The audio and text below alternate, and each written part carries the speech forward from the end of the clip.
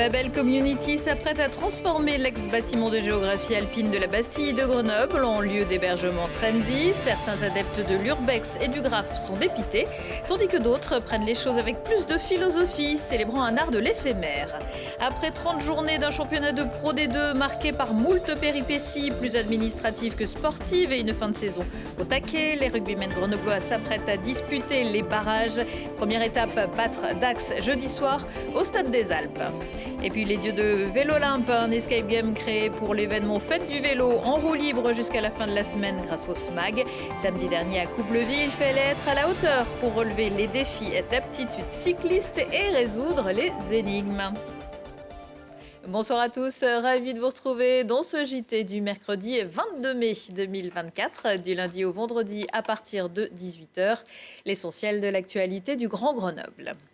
Un important dispositif de gendarmerie engagé depuis mardi après-midi pour tenter de retrouver une jeune fille de 15 ans disparue lors d'une promenade avec son chien près du stade communal de Bivier. L'alerte a été donnée par sa mère quelques heures plus tôt et un appel à témoins a été lancé. Julie Graff a de longs cheveux roux, mesure 1,63 m, portait au moment de sa disparition un short de randonnée bleu marine, un t-shirt jaune, des baskets noires et blanches et une casquette avec une patte de chien blanche dessus. Son téléphone et des affaires lui appartenant ont déjà été découvert par les gendarmes. Toute personne ayant aperçu Julie ou ayant des informations peut contacter la brigade de gendarmerie de Mélan au 04 76 90 22 96 ou en appelant le 17. Le bonheur des uns fait le malheur des autres. Après son succès sur l'Institut Dolomieu sur les pentes de la Bastille de Grenoble, Babel Community a annoncé qu'elle avait racheté à quelques mètres de là l'ancien bâtiment de géographie alpine. Les travaux doivent débuter avant l'été pour y créer une centaine de logements, aux grandes dames de la communauté des graffeurs grenoblois. Jérémy Pinard. Après la réhabilitation de l'Institut Dolomieu, c'est au tour de l'IGA. Ce deuxième bâtiment surplombant la ville en contrebas de la Bastille se prépare lui aussi pour une mise à neuf.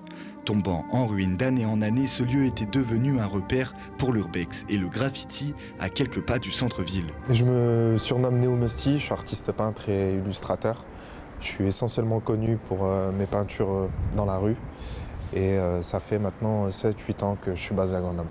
Quand je suis venu à Grenoble, c'est parmi les premiers spots que j'ai découverts pour venir peindre. Et puis la vue unique, toutes ces choses qui font que c'est pas un spot comme les autres, on va dire. Anciennement Institut de géographie alpine, construit en 1960, ce bâtiment est à l'abandon depuis 2001. 23 ans de vie clandestine tournent aujourd'hui le dos à la vieille ville de Grenoble. La seule chose qui restera, ce sera des photos et des souvenirs. Après, ça fait partie de cette forme d'art. Je veux dire, on sait tous que quand on peint sur les murs en extérieur, rien n'est voué à être éternel ou pérennisé. Et donc, je pense que ça fait partie de cette forme d'art. Vouée à mourir par sa vulnérabilité, la culture de l'art libre et du graffiti s'entrechoque avec celle de l'art dit contemporain et élitiste des galeristes d'aujourd'hui. L'avantage avec le graffiti et le street art, c'est que quand on peint dans la rue, on ne peut pas tricoter de discours sur ce qu'on fait et si c'est nul, on va nous le faire comprendre et si ça touche les gens aussi, on le sait rapidement. L'IGA semble avoir la même destinée que son voisin, devenu aujourd'hui espace de coworking, d'hébergement équipé d'une salle de sport et de lieux de détente avec un restaurant en rooftop. Un recueil d'art de rue se refermant bientôt sur lui-même et comme le veut cet art vagabond, il se déplacera de rue en rue pour trouver sa place qu'on ne lui destinait pas. De l'art sur les murs, il continuera à y en avoir aussi dans la métropole grâce au Grenoble Street Art Fest. La 10e édition sera lancée ce vendredi. Et vous en y étiez? Le tribunal administratif de Lyon, saisi par l'opposition socialiste de la région, somme Laurent Wauquiez dans un jugement rendu ce mercredi de faire connaître la liste des 90 invités ayant participé au dîner des sommets le 23 juin 2022 dans un château du Beaujolais pour un montant d'un peu plus de 100 000 €, comme l'avait révélé Mediapart. Le président d'Auvergne-Rhône-Alpes a annoncé son intention de faire appel. Une enquête du parquet national financier est également en cours pour favoritisme, recel de favoritisme et détournement de fonds publics. Choc pas chic, Europol ou Munch à Grenoble, le collège d'Alvar, Saint-Égrève ou Jules Vallès à Fontaine. Une dizaine de collèges bloqués ce matin en Isère par des enseignants et parents d'élèves. Ils entendent protester contre le choc des savoirs prévu à la rentrée par le gouvernement et sa principale mesure, les groupes de niveau dans certaines matières. Le féminisme fait son deuxième printemps du 23 mai au 4 juillet avec Grenoble-Alpes Métropole, un cycle de conférences gratuites sur les enjeux des luttes féministes précédé de 4 ateliers participatifs et immersifs avec dans l'ordre inverse d'apparition Anne-Cécile Maillefer, Rose Lamy, Iris Bray et Lucille Quillet, l'auteur de Devenir badass au travail qui sera également l'invité du JT jeudi. Conférence de presse sur les hommes dans le monde du travail, celui du rugby, mercredi matin au Stade des Alpes. À quelques heures de disputer le match de barrage contre le promu Dax sur cette même pelouse, les Grenoblois du FCG mettent les bouchées doubles, avec l'objectif de se qualifier, bien sûr, en faisant mieux que lors du dernier match de saison régulière, où Grenoble s'était incliné chez le leader Provence Rugby, 44-10. Après l'entraînement, quelques membres de l'équipe ont répondu aux questions des journalistes. On voit la saison, tout ce qui s'est passé, les péripéties, c'était un peu les montagnes russes. Donc bien sûr qu'on savoure de s'être qualifié de base et qui plus est recevoir le barrage à la maison devant les supporters, j'espère qu'ils seront nombreux. On va essayer d'aller le plus loin possible, c'est l'objectif. On va commencer par Dax ce week-end, se focaliser là-dessus. Et après on va voir où ça nous mène, mais bien sûr que l'objectif c'est d'aller le plus loin possible.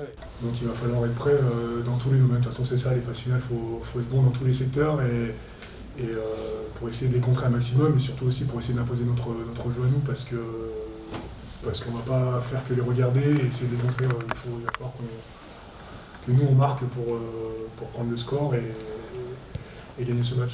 J'espère qu'on reste dans cette dynamique et que demain soir, on n'oublie pas que Dax nous a blessés. On en a pris 30 là-bas, parce que même si le résultat final, on n'est pas loin au score, mais on a pris une déroute, ça a été une déroute totale de notre part.